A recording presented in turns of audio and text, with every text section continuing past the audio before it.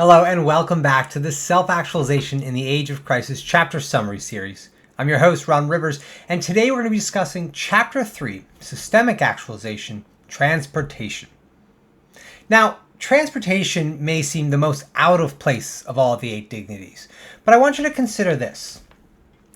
Goods and capital move freely throughout the world. People cannot. Now, the most common narrative we'll hear related to this is security. But it can't be about security because in the US, for example, we are the single biggest manufacturers of weapons of war and we distribute them freely and effectively throughout the world. In fact, it's the highest priority our Congress has, is continuously funneling capital into war, as has been the case for the last 23 years. The idea that the individual should be restricted from travel and connecting with others is a dangerous propaganda. And we know this because once an individual crosses a certain threshold of wealth, they become cosmopolitan. Laws don't apply to them. They're free to take their private jets wherever they want to go. They're free from the standards of security that you and I might face as we go to an airport and stand in the standard 2-hour-long line.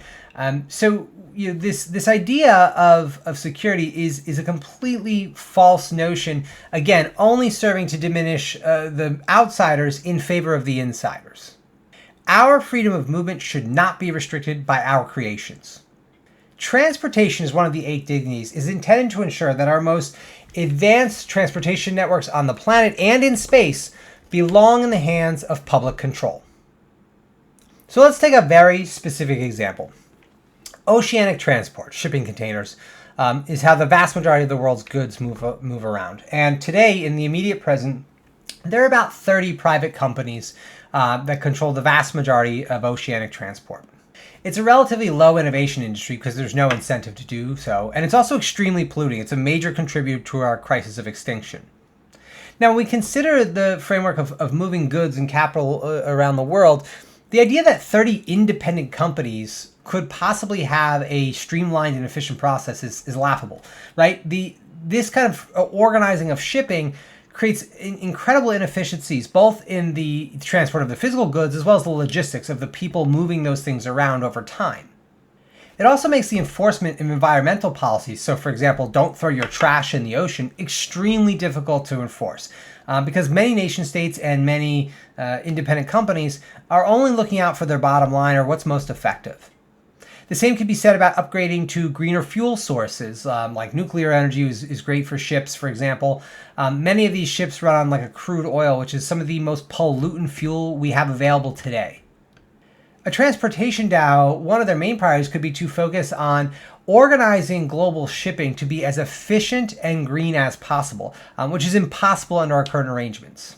We should also consider space travel, which is making huge leaps and bounds in progress in the private sector. Now, it's really challenging because the government sector, the way it's organized today, it's really bureaucratic, so it really reduces the speed of change where private sector has the capacity to innovate. But at the end of the day, I think we need to have a serious conversation about the nature of space and specifically how it relates to material resource gathering and distribution. We, as individuals in a hyper-hierarchical society, must resist the privatization of space at all costs. Because it only takes, one meteoroid brings trillions of dollars of wealth back. But if that wealth belongs to a select few, it's not going to do nothing to elevate the condition of the common individual, right? It's only going to secure immense profits for the few.